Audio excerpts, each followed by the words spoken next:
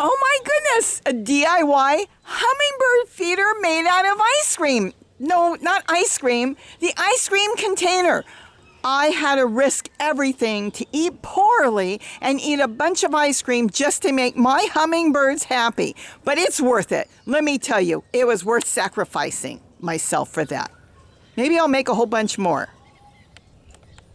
Hi everybody, it's Robbie from Southern California, and today I have something super fun to show you. Look at this hummingbird feeder. Yes, last year I made them out of these ice cream containers, and a lot of you didn't want to use cement, and it was like so complicated, and you know what? It was. And I think this one is so much better. I have the new improved version. You can paint them, you can decorate them, you don't need anything but something to make holes and a scissors. That is all you need. But I'm going to show you that all you need is a couple plastic containers. I use ice cream containers. You need 2 of them, and you will have the cutest hummingbird feeder that they love to use. Let's go see how I put this together. So we're in the house. You're going to see how quick you can make a hummingbird feeder out of an ice cream container, and it just works great. The birds love it. They love it because they can sit on the edge. This is a perch for them, for the hummingbirds. Even the Orioles have come and sat and drank. All you need, it's really simple, really fast, is you must sacrifice yourself and finish one of these containers. Actually, you will need 2 containers. So Gary has helped me. So you have to have 2 containers, but you only need 1 lid. So that's not an issue, but 2 containers you will need of the same type. I use Blue Bunny because it works good. They have a plastic top as well as a plastic bottom. Then you can paint it. I painted it red really quick, but you can get fancier if you want. Paint it, and just the outside. Paint it whatever you want, just so it looks really nice so when you have it sitting outside. Then the other thing I did was I painted flowers on the lid, and I went with the soldering iron.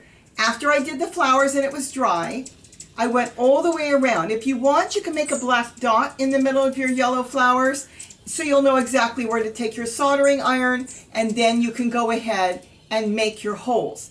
I make the holes just like the soldering iron, push it all the way through and make sure they're really smooth.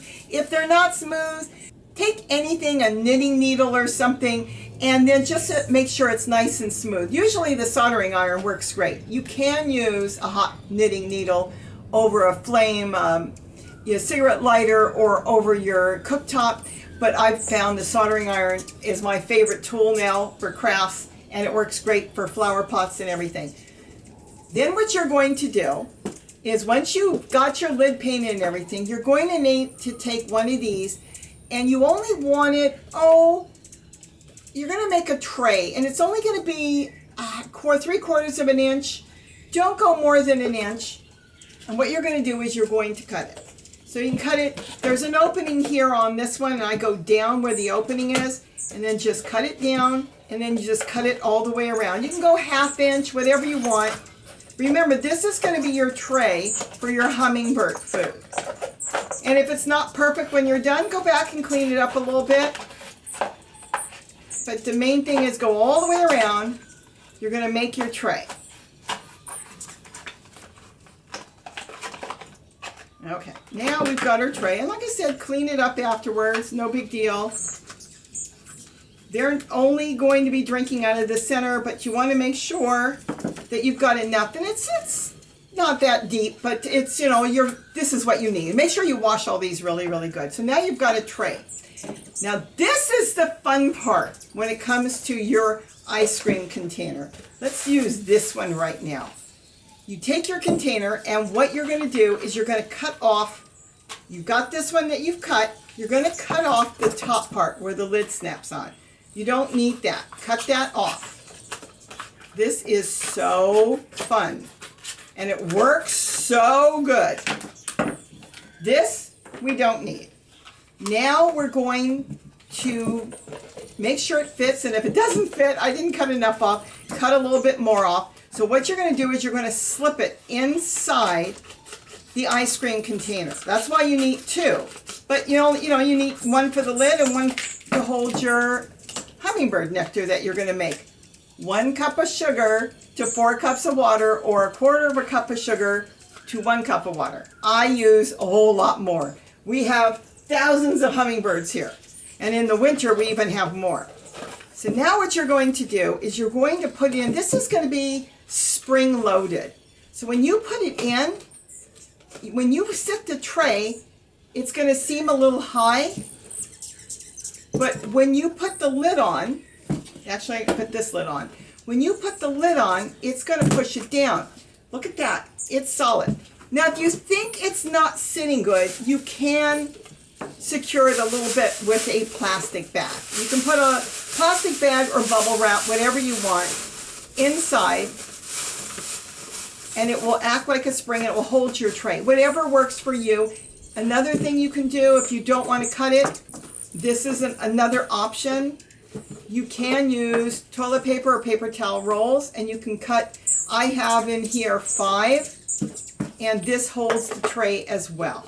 So either way, you can use paper towel rolls, and because you're still going to need 2, because you still need the tray that's going to go fit on here.